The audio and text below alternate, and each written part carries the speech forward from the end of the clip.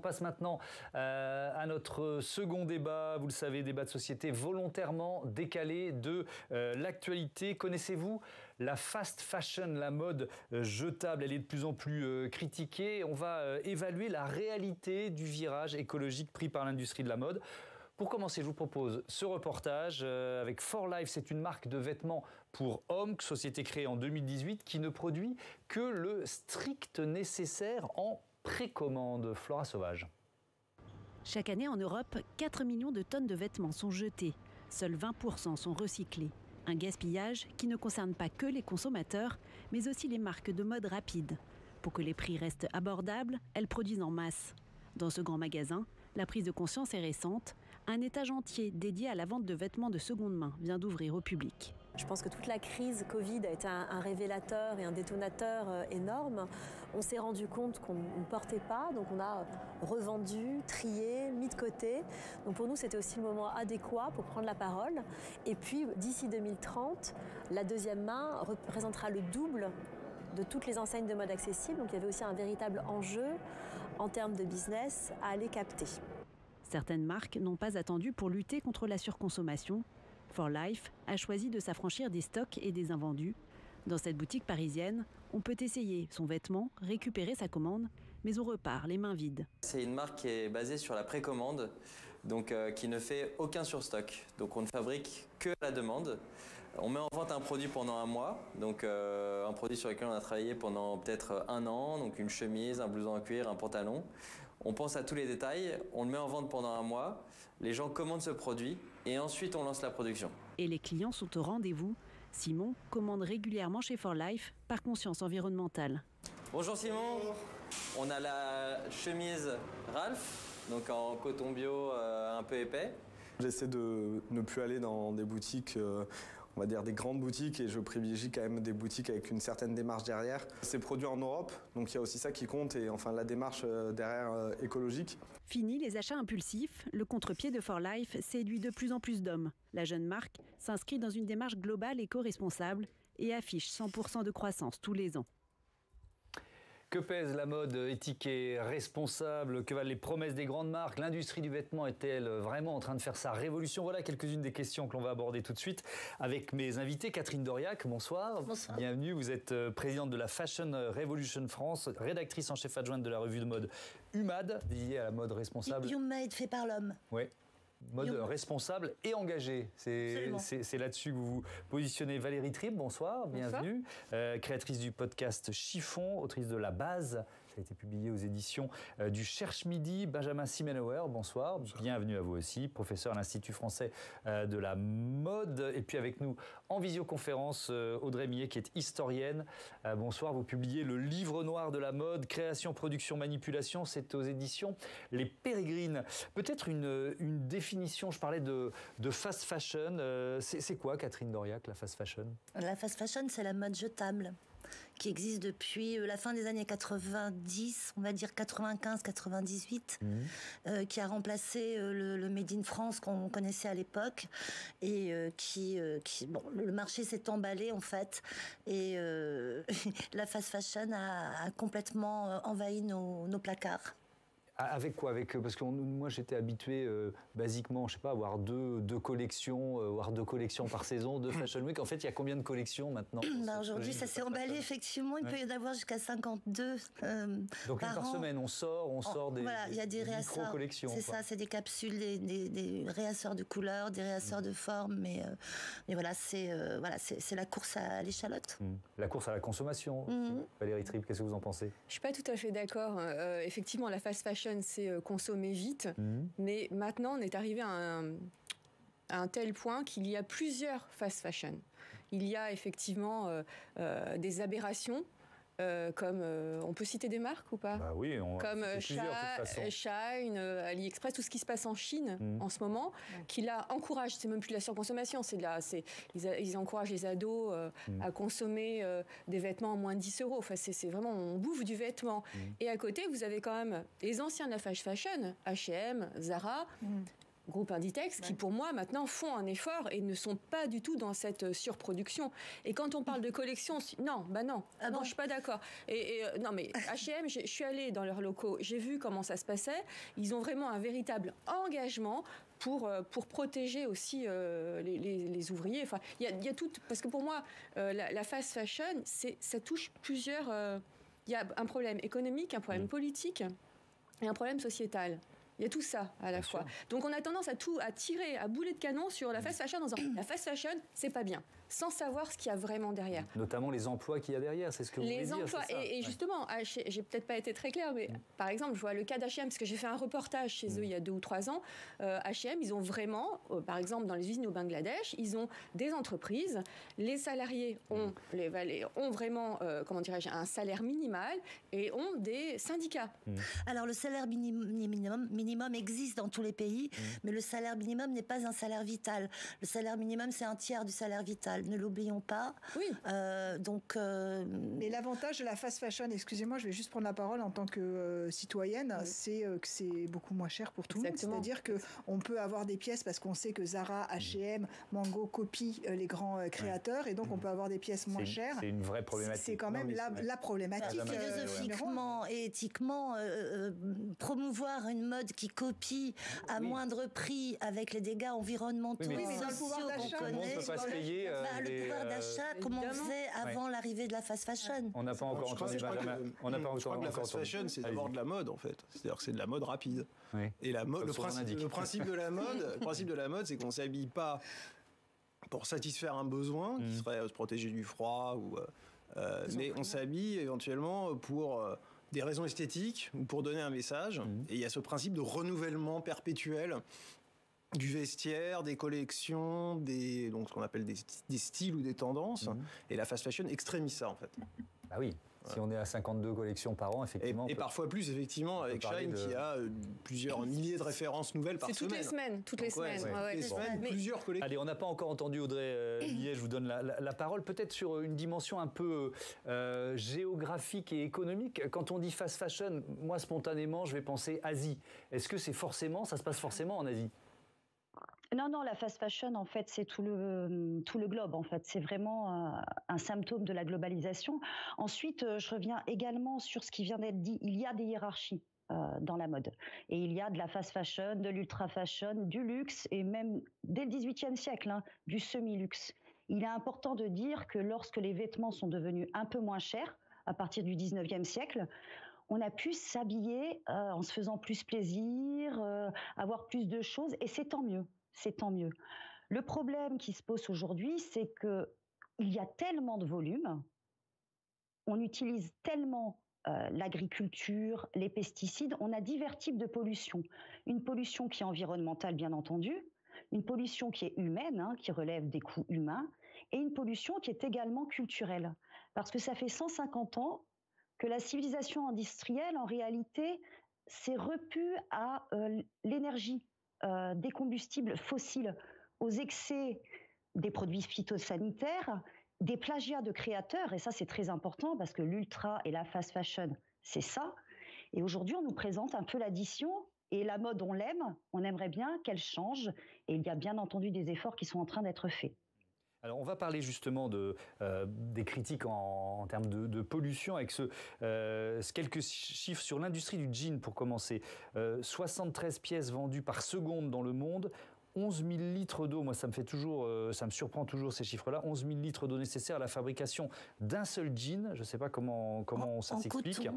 Et je vais vous donner la parole juste après. 65 000 kilomètres parcourus pour que ce jean arrive en France. 11 000 litres pour un jean, comment ça s'explique? Alors pour un jean en coton, le coton est a besoin de beaucoup d'eau pour pousser effectivement, mais il faut pondérer parce que ça dépend des pays. Il y a des pays qui n'ont pas besoin d'irrigation, d'autres qui en ont moins besoin. Donc ça, c'est le chiffre extrême, on va dire. Voilà, il faut pondérer. D'accord, non, mais c'est important. On peut aussi avoir des jeans en lin, par exemple. Le lin, c'est une plante qui pousse ici, localement, dans nos pays. Et à quel prix, vous voulez dire ? À quel prix, voilà. À quel prix c'est le nœud du problème. Au même prix. Exactement. Non, mais au même prix qu'un jean Levi's ou qu'un jean... si. Oui, mais c'est le nœud du problème, madame. Moi, je suis tout à fait d'accord pour vous que la copie, oui, c'est à bannir, mais comment vous proposez à un public qui s'est habitué effectivement à avoir des pièces qui sont dans un souci esthétique bien sûr abordable, comment vous pouvez changer de modèle et proposer aux Français... c'est vrai pour la mode, mais c'est vrai pour beaucoup de secteurs économiques qui sont confrontés aujourd'hui à ces enjeux de transition environnementale. Ça passe par des changements de comportement et ces changements de comportement des consommateurs sont quand même en train petit à petit de faire changer ces secteurs économiques. Oui, parce qu'on les informe, ils sont de plus en plus informés. Ils sont informés. Alors effectivement, tout le monde ne peut pas se permettre d'acheter de la mode éco-responsable, je suis d'accord avec vous, mais c'est quand même un mouvement qui est en train de se créer sous nos yeux. Est-ce que vous êtes d'accord avec ça ? Alors je pense qu'il y a plusieurs choses. Je pense que on voit que ce qu'on appelle le marché de la mode éco-responsable, mais je pense que le terme est parfois assez dévoyé. C'est-à-dire que plus une marque va dire qu'elle est éco-responsable, en général, moins elle l'est. C'est du greenwashing. C'est un effet de com, le greenwashing. C'est un effet de positionnement et de posture qui est souvent un peu... donc on voit que ce qui est très difficile en fait, c'est de passer à grande échelle. C'est-à-dire que les marques qui se positionnent de manière sincère et crédible, comme celles qu'on a vues dans le reportage, sur des jeunes marques. Ouais, c'est ça, sur des modes de production, de distribution et de communication qui sont plus responsables et plus acceptables.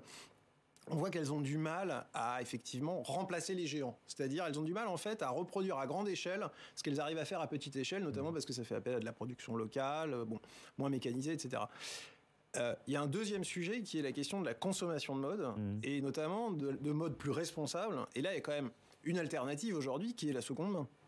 Et le fait que de plus en plus, de gens, puisqu'on cherche effectivement des alternatives en termes de prix, on peut acheter des vêtements qui ont déjà été portés. Les vêtements se conservent pas pendant des siècles, mais ils se conservent quand même, et ils sont de plus en plus robustes et solides, et donc ils se conservent longtemps. Alors quelques chiffres pour illustrer cette thématique de la seconde main. Je suis sûr que Philippe va me suivre en régie. Deux éléments, sur le gaspillage du textile et ensuite sur le marché de la seconde main. Sur le gaspillage du textile, 4 millions de tonnes de textile jetées chaque année en Europe. Alors ça c'est sur la seconde main. Je vous donne la seconde main. 1,1 milliard de chiffre d'affaires, 2,2 transactions par seconde. Et si je voulais vous donner les chiffres sur le gaspillage, on va l'avoir. Merci de le présenter à l'antenne. 4 millions de tonnes de textiles jetés chaque année en Europe. 3,2 kilos de textiles et chaussures recyclés par Français et par an. C'est lié, et évidemment. Il y a une loi anti-gaspi, il y a un code réglementaire qui est contraignant. Ça change quoi pour les marques de mode, Benjamin Simenauer ? Effectivement, ça peut contraindre un peu leur mode de production. Moi, j'ai l'impression que, honnêtement, le cadre légal qui peut les contraindre un peu n'a pas d'effet très profond sur le marché de la mode. Je pense que les effets, ils changent en interne dans le management des entreprises, où d'autres valeurs, finalement, progressent. Pas forcément dans toutes les entreprises et pas forcément à la vitesse attendue. Et il vient aussi du changement de mentalité, d'attitude et de critères de choix des consommateurs. Je pense que le législateur en la matière, il peut se mêler des placards, mais enfin, assez rapidement, on peut toujours contourner des règles. Alors, je pense que Steve Jourdain ne doit pas être très loin, il va pouvoir nous rejoindre. Pour lui laisser le temps d'arriver, je vais proposer voilà, Steve, venez, parce que je voulais que vous nous disiez... Ça parle de loi ici. Ce que le gouvernement... quand vous arrivez, c'est qu'on parle de loi. Ce que le gouvernement fait et prépare en la matière. Oui, alors le gouvernement il s'engage en faveur de l'économie circulaire. Alors première question, Thomas, qu'est-ce que l'économie circulaire ? Qu'est-ce que cache ce nom un peu techno, il faut le dire. L'économie circulaire, c'est comme son nom l'indique, une économie qui fonctionne en boucle. C'est une rupture, au moins sur le papier, avec l'économie actuelle. Une économie qu'on qualifie de linéaire, qui consiste à utiliser les matières premières pour les transformer, les consommer, et puis plus rien. Et puis c'est produire, tout. Après, consommer, jeter. Ça, c'est l'économie linéaire. Et on jette les produits dans la poubelle. L'économie circulaire, elle va redéfinir notre modèle de consommation. Il s'agit de réduire au minimum les déchets en favorisant la réutilisation, la remise à neuf et le recyclage. C'est un cercle en principe vertueux et le gouvernement a souhaité en faire la promotion avec notamment une annonce phare faite par Édouard Philippe lui-même. Écoutez, c'était en 2019, Édouard Philippe qui présente le dispositif anti-gaspillage du gouvernement. Écoutez-le. Nous aurons l'occasion de prendre une mesure qui consistera en l'interdiction de l'élimination des invendus neufs ou des invendus en général. Ce sera une première mondiale. Et notre idée, encore une fois, ça n'est pas de contraindre ou d'imposer, c'est de faire en sorte d'accompagner les entreprises dans la gestion de leur stock, de leur production, dans le recyclage de leurs produits. Bref, faire en sorte que nous passions à une étape nouvelle de notre fonctionnement économique pour économiser les matières et éviter ce gaspillage insupportable.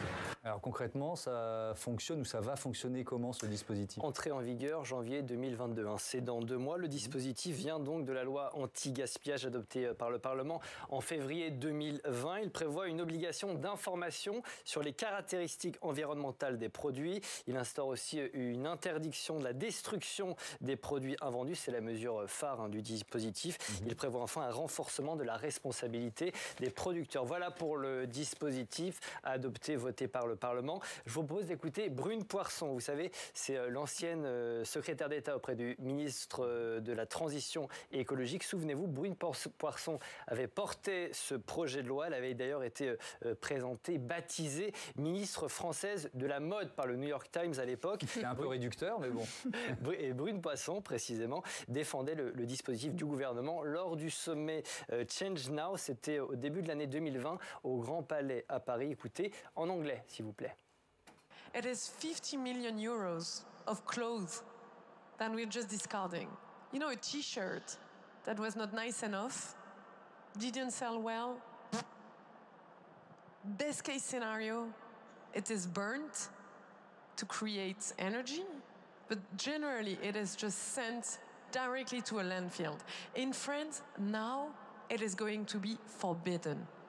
Voilà, et pour terminer, Thomas, précisons que les grandes marques se sont engagées auprès d'Emmanuel Macron. C'était lors du G7 organisé à Biarritz à l'été 2019. 30 acteurs du secteur de la mode s'étaient engagés pour des objectifs dits éco-responsables. C'est ce qu'on a appelé le pacte de la mode, le Fashion Pact en bon français. Un engagement non contraignant, mais qu'Emmanuel Macron avait alors présenté comme la première coalition d'envergure en faveur d'une mode éthique. Merci Steve pour ces précisions. Audrey Millet, ce Fashion Pact, ce pacte de la mode, est-ce qu'il a été suivi de quelques actes ou est-ce qu'il y a certains des grands de ce secteur économique qui avaient pris les devants?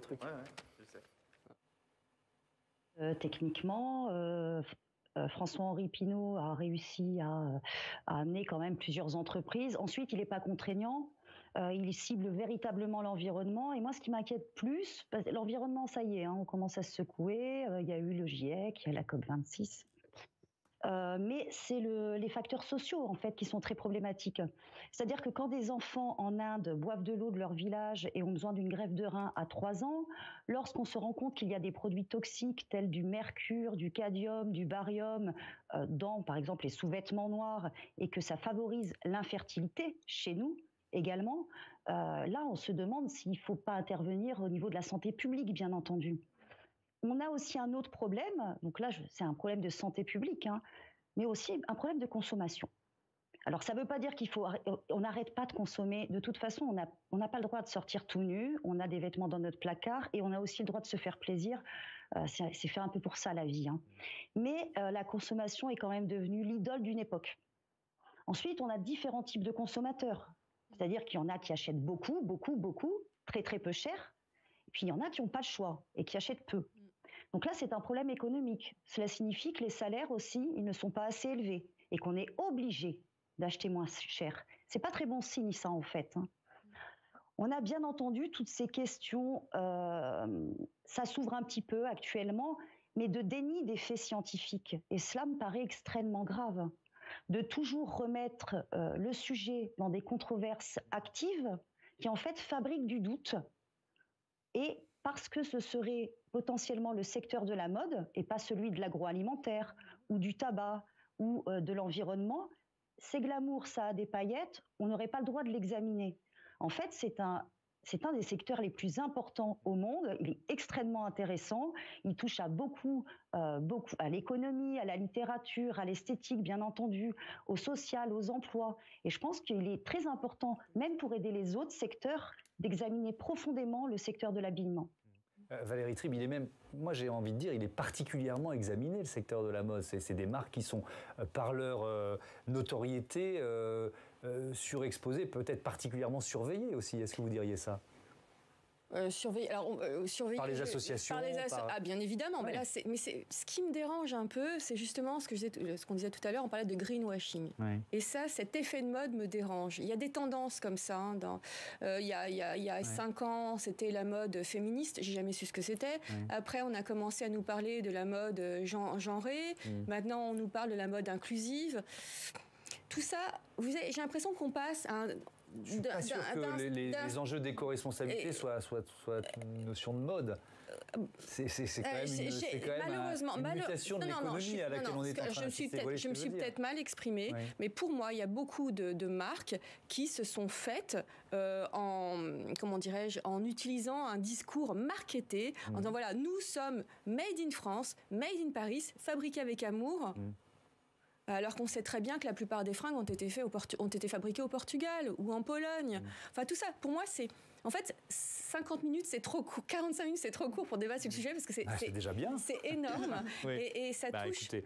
Beaucoup de ce que vous disiez tout à l'heure, beaucoup de domaines, aussi bien politiques qu'économiques que sociaux. On en aborde certains. Il y a même une notion, Benjamin Simenauer, que vous êtes prof de philo, je crois. Ouais. C'est intéressant la place du vêtement dans une société.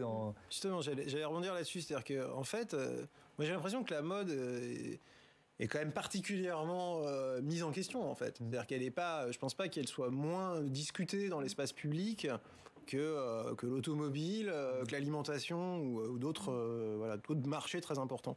Et en fait, je pense qu'une des raisons pour ça, c'est que la mode, c'est pas seulement des vêtements. C'est aussi un discours à propos de l'époque. Et historiquement, on voit que la mode a cette place dans la société parce que le vêtement et tout ce qui l'engage est une forme de langage ou en tout cas un système de communication très fort qui permet aux individus d'affirmer des choses sans avoir besoin de parler. Et du coup, la mode qu'on crée, la mode qu'on voit sur les défilés, la mode qu'on voit sur Internet, partout, etc., on lui assigne la mission de représenter la société. Et donc ça veut dire que la mode...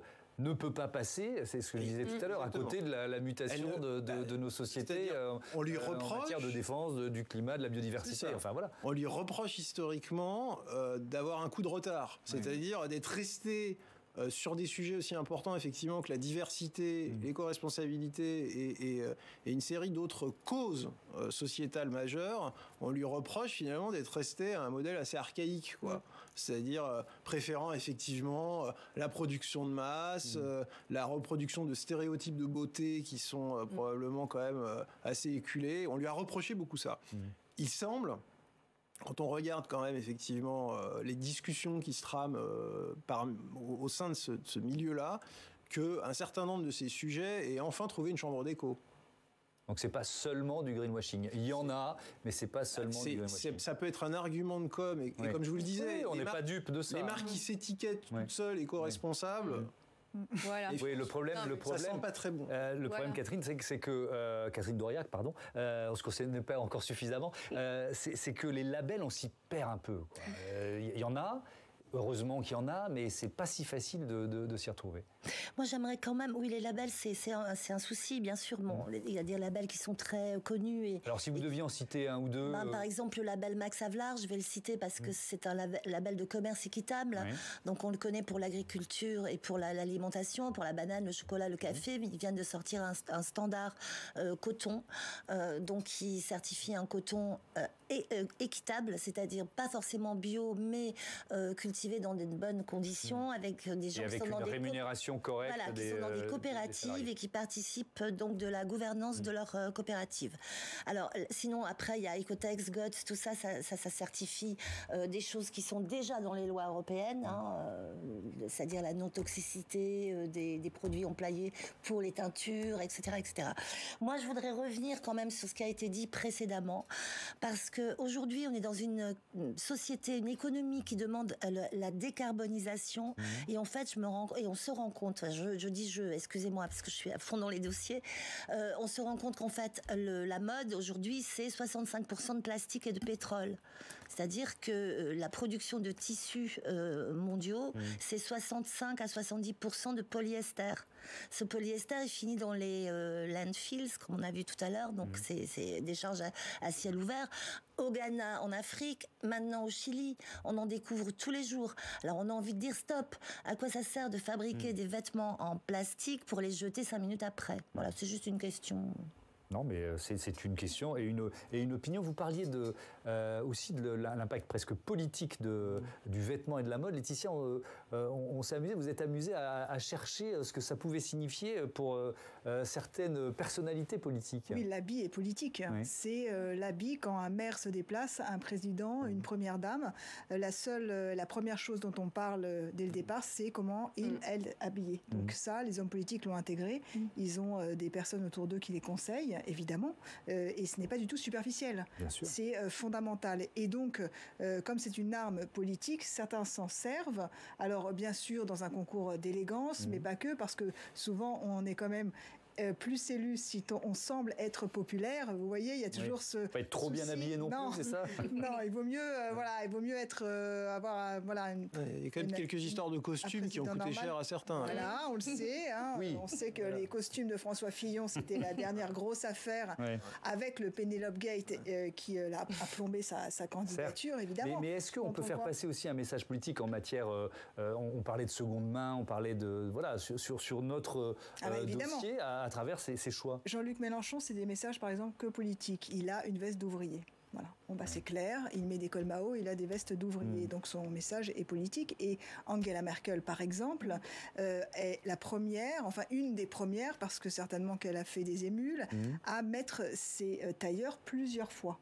Voilà. Elle assumait de mettre ses vêtements plusieurs fois, et pas deux, Thomas. C'est-à-dire que tous les Allemands voyaient que c'était un tailleur qu'elle avait remis, et quand un journaliste lui a fait remarquer, elle a dit, moi, ma mission, c'est d'être là pour protéger le peuple allemand et servir le peuple allemand et pas pour faire un défilé de mode. Donc c'était assumé. Et ensuite, on a vu que par exemple Laetitia d'Espagne, qui est première dame, l'équivalent de première dame, elle aussi promeut cette seconde main et surtout aussi de remettre de porter plusieurs fois et il y a aussi Kate Middleton, et comme c'est vraiment l'égérie, sur les réseaux sociaux, c'est une star.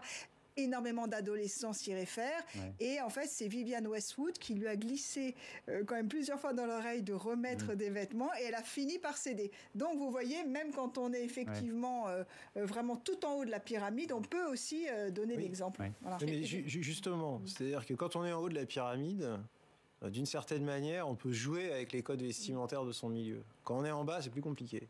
Et qui met des costumes dans la société aujourd'hui? Est-ce que ce sont vraiment les gens très argentés, très puissants? Pas forcément. Ça peut être effectivement des chauffeurs de VTC qui ont besoin de l'uniforme.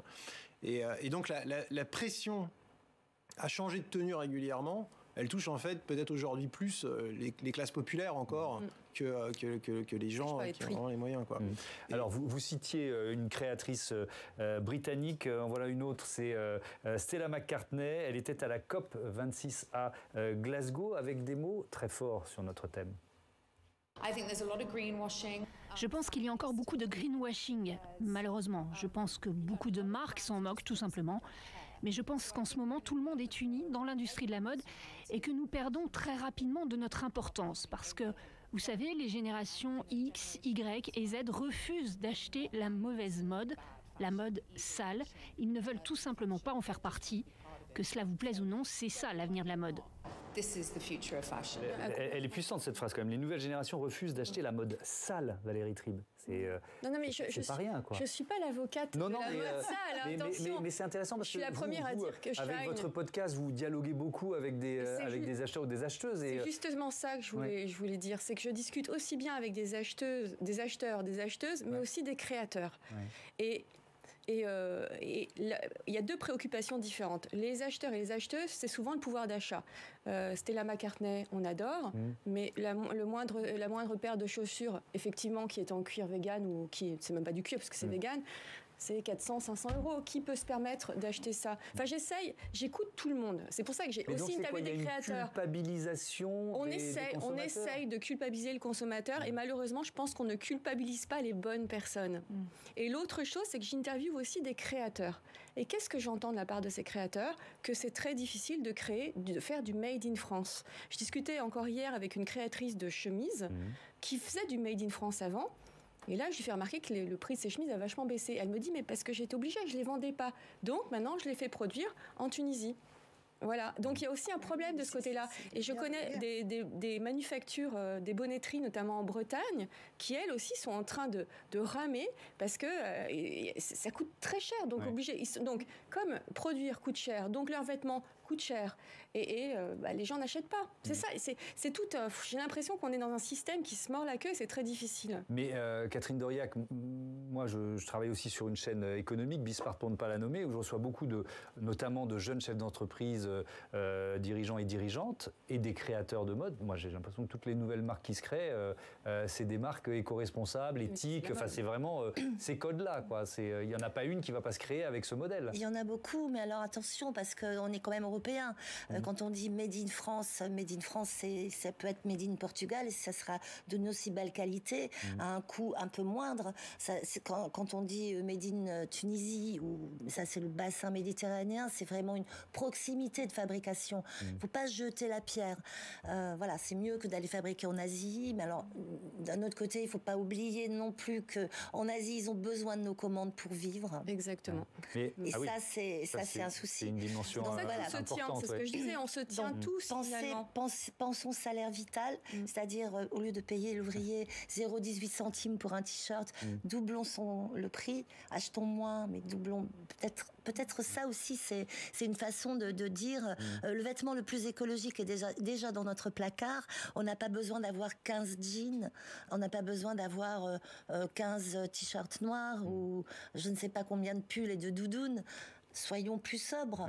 Ouais. Audrey Millet, c'est intéressant ce que vient de dire Catherine Doriac, parce que c'est la question de la relocalisation. C'est un mot qui est vraiment employé notamment par les politiques sur toutes les thématiques économiques, et on peut aussi l'appliquer à notre débat autour de la mode, sauf que ça a des conséquences qui ne sont pas seulement franco-françaises, quoi. Oui, en fait, je crois qu'il ne faut pas être binaire. Il ne faut pas dire noir, blanc, oui, non. La seconde main, pourquoi pas? Ça dépend la manière dont on l'achète. Ça dépend ce qu'on achète. Le Made in France, pourquoi pas? Évidemment, travailler avec nos amis européens, nos amis autour de la Méditerranée et avec l'Asie. En plus, on est allé polluer, donc je pense qu'on peut faire un effort tout de même. Et il y a des savoir-faire extraordinaires. Mais techniquement, il faut vraiment prendre toutes les solutions. Une seule ne suffira pas. Mais le problème est économique. C'est-à-dire que si on veut acheter moins, on va produire moins, mieux, mais il faut que les gens puissent se le payer.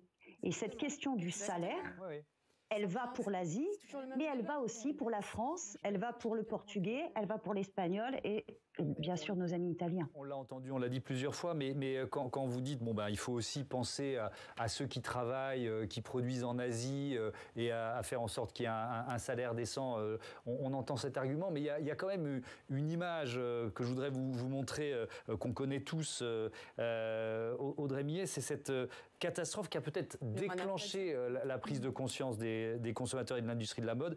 24 avril 2013, voilà les images, c'est au Bangladesh, l'effondrement du Rana Plaza, c'est à Dhaka, 1135 ouvriers qui meurent dans cet accident.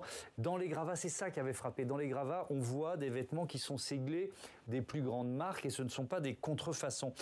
Qu'est-ce qui s'est passé depuis, Audrey Millet? Est-ce que ça a fondamentalement changé? Alors, fondamentalement, non. Ensuite, il y a évidemment maintenant une loi sur la responsabilité. Mais moi, quand le Rana Plaza, c'est catastrophique. Il y a vraiment eu énormément de morts. Ça a été très difficile pour les indemnisations aussi. C'est une histoire qui est assez terrible. Mais il y a moins de morts tous les jours, mais c'est tous les jours.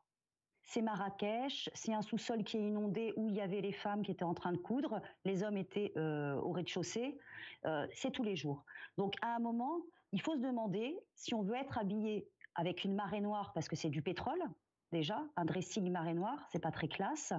Il faut se demander si on veut être habillé avec les fruits de l'esclavage et si on veut ça pour nos enfants, dans quel monde on le veut. On parle beaucoup d'esclavage aujourd'hui. En fait, c'est une vieille histoire. Donc, à un moment, attention, c'est pas juste l'industrie de la mode, là, aujourd'hui, nous, sur le plateau, en France, qui devons tout changer, mais tous les pays doivent prendre en compte leurs travailleurs, les respecter, négocier, et ça vaut pour Los Angeles, pour Leicester, pour Prato en Italie également, pour Aubervilliers, Max Dormois, Dakar, il y en a énormément. Donc c'est aussi toute une coopération internationale, et on voit bien le monde, on voit bien le globe, tout ce puzzle de législation, c'est terrible à homogénéiser. Vous parliez d'esclavage, je vous propose d'écouter l'eurodéputé Raphaël Glucksmann, c'était devant le Parlement européen à Bruxelles, on est en décembre de l'an dernier, il y a à peu près un an, et il parle évidemment de l'esclavage des Ouïghours, la main-d'œuvre d'une partie de l'industrie textile en Chine. J'accuse les dirigeants du Parti communiste chinois du pire crime contre l'humanité du XXIe siècle, la déportation et l'éradication du peuple ouïghour. J'accuse la communauté internationale de consentir à ce crime par son silence et sa passivité. J'accuse les dirigeants de nombreux pays musulmans du Pakistan à l'Arabie Saoudite qui brandissent d'un côté leur foi en étendard et de l'autre soutiennent la politique chinoise de destruction des mosquées et de profanation des cimetières. J'accuse les patrons cupides de Nike, de Zara et de tant d'autres multinationales qui bénéficient de la réduction en esclavage d'un peuple. Et la justice française a ouvert une enquête pour recel de crimes contre l'humanité, contre des géants du textile, Uniqlo, Zara, Maje, Sandro ou Skechers. Est-ce qu'il y a eu des actions de boycott? Est-ce que ça a eu des effets sur le chiffre d'affaires de ces marques, Benjamin? Bien malin celui qui pourrait vous répondre et vous dire exactement. Il y a une sorte d'opacité. C'est compliqué. On ne sait pas exactement. Ce qui est étrange, si vous voulez, dans le monde contemporain. Mais est-ce qu'il y a boycott ou pas? Ça, on peut le savoir. Non, mais ça, justement, c'est là-dessus que j'allais vous répondre. Ce qui est étrange, si vous voulez, c'est que il peut y avoir des comportements scandaleux de grandes marques qui sont dénoncés, qui sont rendus publics.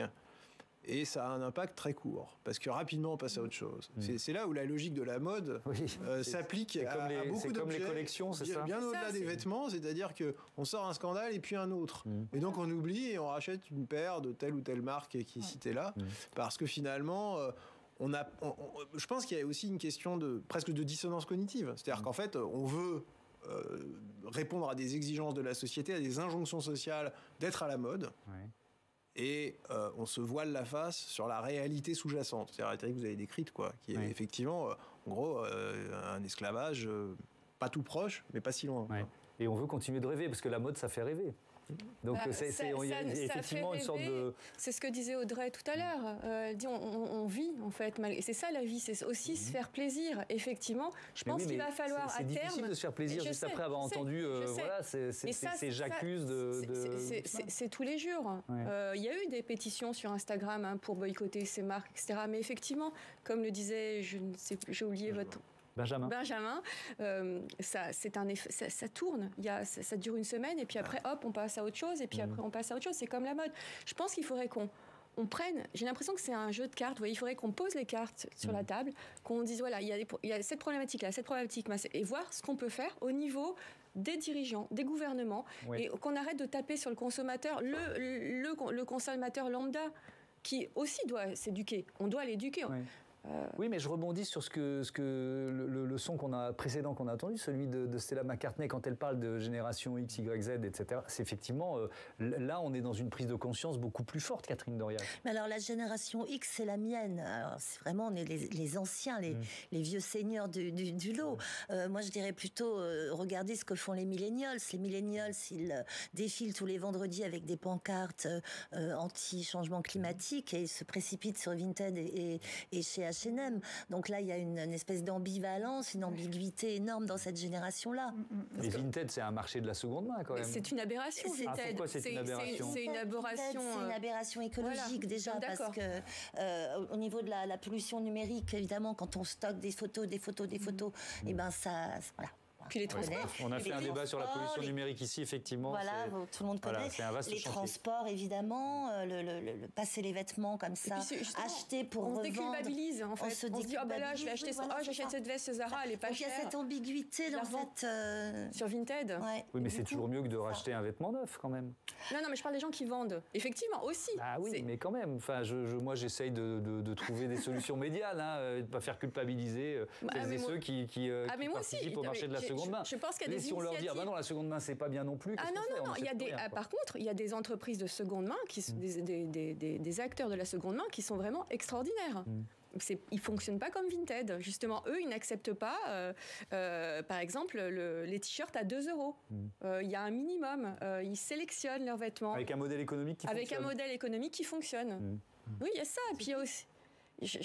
Hommage, voilà, c'est le Laetitia hommage. Qui cherche une alternative à non, Vinted. Vraiment, et hommage, O-M-A-J, que je salue. Voilà, on aura cité plein de marques et c'est le principe quand on fait Non, ça, ce sont des jeunes, il faut le dire, il faut soutenir les belles initiatives, parce qu'il y a quand même des gens qui font des super trucs. Et au lieu de dire, la fast fashion, c'est pas bien, Zara, c'est pas bien, H&M, c'est pas bien, regardons ce qui se fait. Et moi, tous les jours, je rencontre des jeunes qui ont des super initiatives. Merci à tous. Je rappelle, Audrey Millet, le titre de votre livre, Le livre noir de la mode aux éditions Les Pérégrines, et Valérie Tribe, La base. C'est au Cherche Midi.